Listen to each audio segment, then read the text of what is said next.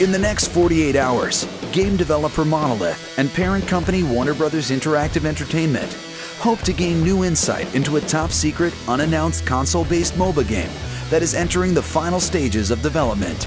They've invited 8 of North America's top professional MOBA players to their Seattle studios to take part in an unprecedented experiment, one that could play a critical role in the success of their game, Guardians of Mittelerde.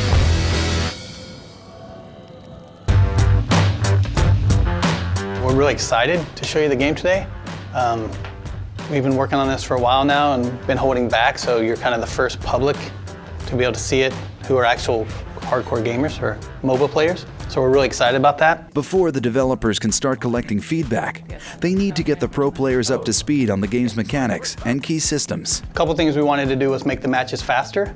We thought gamers would want to be in and out and on to the next round faster than you typically find in a PC MOBA. The other thing is, in general, all of the things that you put on your loadout are going to be stuff you slowly progress to unlock over the course of playing, leveling your profile, and earning coins to use to unlock all these different things. Bringing in a group of professional MOBA players to sort of give us feedback is a huge win for us trying to feel it out.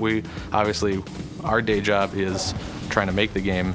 Their day job is playing the game and really understanding what works and doesn't work about it. So like Gandalf, for example, is like a really good beginner guy because he does a lot of AoEs. So one thing we'll probably do, I think we've talked about it at least, is like mark guys, whether they're sort of beginner or like medium or hard guys to play. We've really hoped to make Guardians of Mittelerde a more fast-paced game since it's on the console. We know that console gamers usually want to jump into a round, finish the round, win or lose, and then start a new game. So we really wanted the matches to be short and action-packed. As we really nail down exactly all the features in the game, finish all the feature work, we're going to be able to incorporate some of this feedback.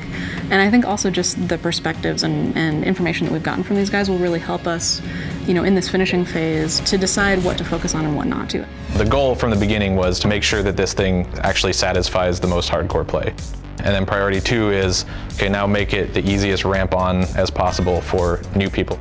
Our cause is just. Guardians of Mittelerde, I think, is a great entry point for new MOBA players because it's got the accessible sort of console controls, immediate interaction with your character kind of feel. It's a little bit simpler and faster paced, so you can kind of jump in and get more revs on it without having to learn quite as much about the structures around the culture in the PC space right now.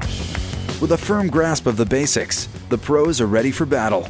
For the developers, this is their first chance to see how professional players react to the game. Right bumper, right there, what does that mean? So you leveled up, so hold it down. I was never going straight for professional gaming. When I started, it was just a passion. I really liked playing competitively, and I just liked trying to win. So we did the intro this morning, got a bunch of feedback from you guys already, just digging into the menus and everything. So finally gonna actually start a 5-on-5 match. You actually play against each other, at least the 8 pros, and then we'll have 2 of the developers in the last couple slots here. So now you have 1 minute to do your loadouts, if you haven't already set them up. But right now they're trying to defend, their tower is actually being pushed a little already. But they have 2 Guardians in the bottom lane trying to push back. He's about to kill Legolas. He did. He finished Legolas. The biggest surprise of the day so far is how quick they adapt to the controls. Soren's fun because he has like a dash that also stealths him, so you can dash behind enemy lines and stealth and then knock guys back into your tower, which is really awesome. It's been fun to really pick out those things that I think that fans of the lore are going to recognize, but also I think gamers will recognize how much depth there is behind each of these characters. The developers are working towards a balanced game where no one player has a distinct advantage and matches end around a sweet spot of 15 minutes. But the players are finding that not all Guardians are created equal and matches last twice as long as expected. Oh, now you're going to prolong it because you're actually going to kill all of them, huh? Oh my god. That was close. Oh that was my close. god. I think I just 1v5'd them and then killed everybody. I started playing games, well, I wouldn't say professionally, but I started playing games a lot as an escape from reality, I guess, and now it is the reality, so I'm quite happy with that. In the last half hour here playing this, how does it feel for just picking it up? And it's pretty easy picking it up. I mean, I think it takes about 5 minutes to figure out what the skill does, and really you just give it a little bit of thought. You get a really general sense of how the character should be played.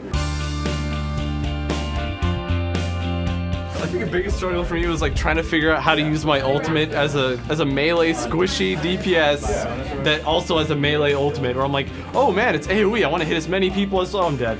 It was fun though. Like, if I actually got into range of 5 people and they didn't instantly kill me, then I could deal damage. As the clock winds down on day 1, players meet with the developers to discuss the matches and their recommendations for making the game more balanced and fun to play.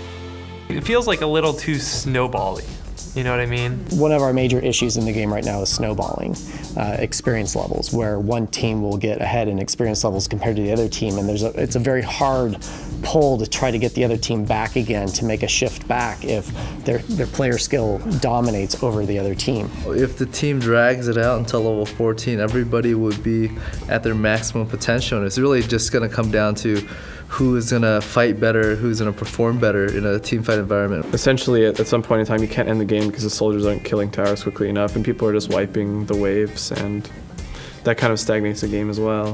While the players are treated to a team dinner, a dedicated group of developers stays behind to work into the night, implementing the players' suggestions. The team at Monolith only has one chance to impress the pro gamers with a fast turnaround. As the game's delivery deadline looms, the players will have one more day to play Guardians of Middle-earth, test the changes, and offer a final assessment. Coming up in Part 2. Right now we got the guys back in this morning. Last night they gave us some good feedback. We made some changes. They're playing a new build now. I look forward to seeing the differences and what you find just overall in the game.